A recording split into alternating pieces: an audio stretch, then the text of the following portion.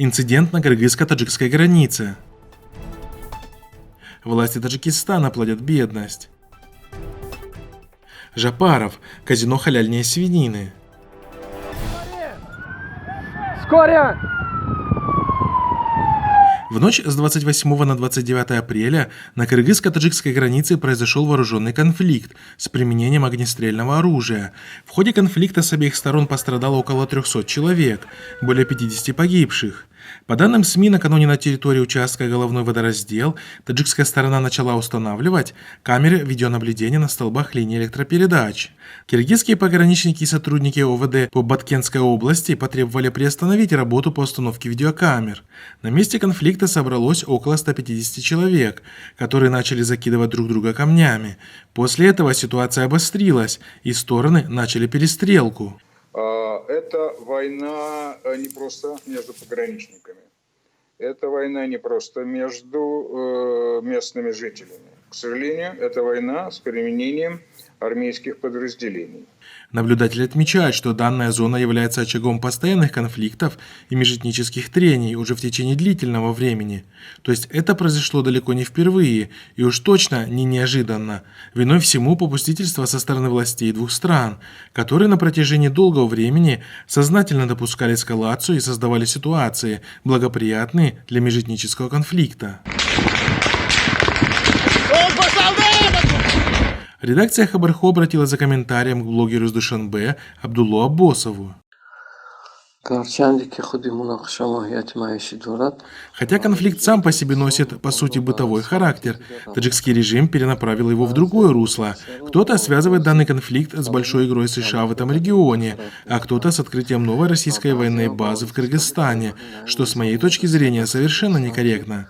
На самом деле, конфликт носит исключительно бытовой характер и был связан с водораспределением, но режим Рахмона, воспользовавшись ситуацией, начал вести национально-патриотическую пропаганду, перебрасывая в зону конфликта вооруженные группировки так называемых народных ополченцев с разных регионов Таджикистана. В таджикском сегменте соцсетей в срочном порядке начали публиковаться призывы встать на защиту Родины, причем с участием проповедников и имам-хатыбов мечетей. Погибших приравняли к шахидам. Это было совершено режимом для того, чтобы отодвинуть в сознании таджикского народа на второй план все острые проблемы и вопросы, вокруг которых в последнее время сплачивались жители страны. И то, как оперативно были созданы и вооружены группы так называемых народных ополченцев, наводит на мысль о том, что таджикский режим готовился именно к такому сценарию развития событий. Вместе с тем не стоит забывать, что в любом случае все подобные инциденты являются следствием реализуемой над народами Центральной Азии колониальной политики России, так как именно Советская Россия в период оккупации создала несуществовавшие доселе границы, отделив друг от друга мусульман, живших вместе в мире и согласии в едином регионе Туркестана на протяжении тысячи лет. Естественно, немаловажную роль сыграли в этом и нынешние режимы в странах региона, послушно выполняющие приказы своих господ-колонизаторов и реализующие в странах уже на протяжении 30 лет антиисламскую политику по секуляризации жителей страны региона и воспитанию в их умах национализма и патриотизма, заявил он.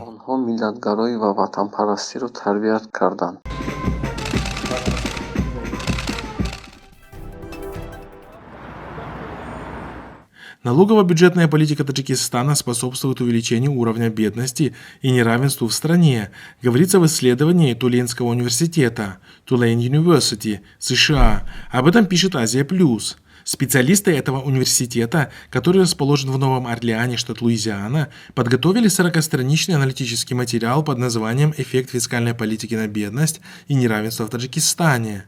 Основные выводы аналитиков Тулейнского университета заключаются в том, что налоговая нагрузка, как прямые, так и косвенные налоги, на бедные слои населения республики слишком высокая, и она препятствует предпринимаемым мерам по сокращению уровня бедности и провоцирует разрыв между богатыми и бедными в стране. Более того, они утверждают, что социальные расходы, предназначенные для бедных, на практике не достигают адресатов. Размеры оказываемой адресной социальной помощи бедным в республике авторы доклада считают недостаточными для компенсации налоговых отчислений и значительного сокращения бедности.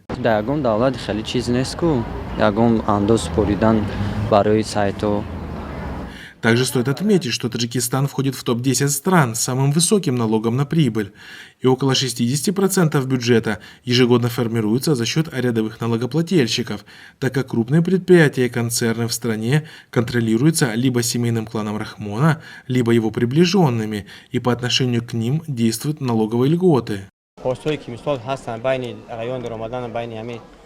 Таджикские экономисты отмечают, что западная система налогообложения, реализуемая сегодня секулярным правительством Рахмона в Таджикистане, сама по себе является ошибочной и чересчур обременительной, в отличие от исторически реализуемой в регионе исламской экономической модели, при которой все недра являются общественной собственностью, население облагается лишь закятом, а введение дополнительных налогов в основе запрещено.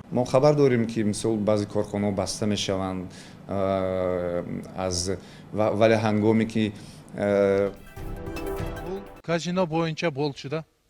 Правительство Кыргызстана поддерживает концепцию законопроекта об открытии казино в стране. Об этом на заседании Жогорку Кенеша заявил постоянный представитель Кабмина в ЖК Алмазбек Абытов.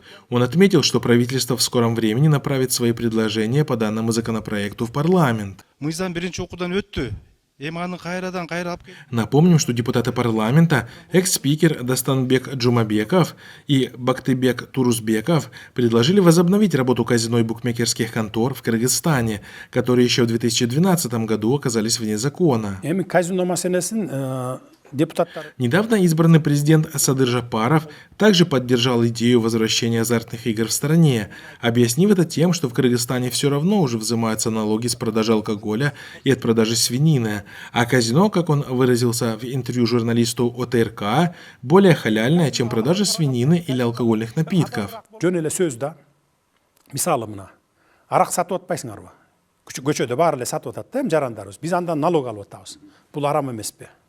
Аксиздерден налог алып атабыз. Чочколордун этин саткандардан налог алып атабыз. Бу да арам эмеспи?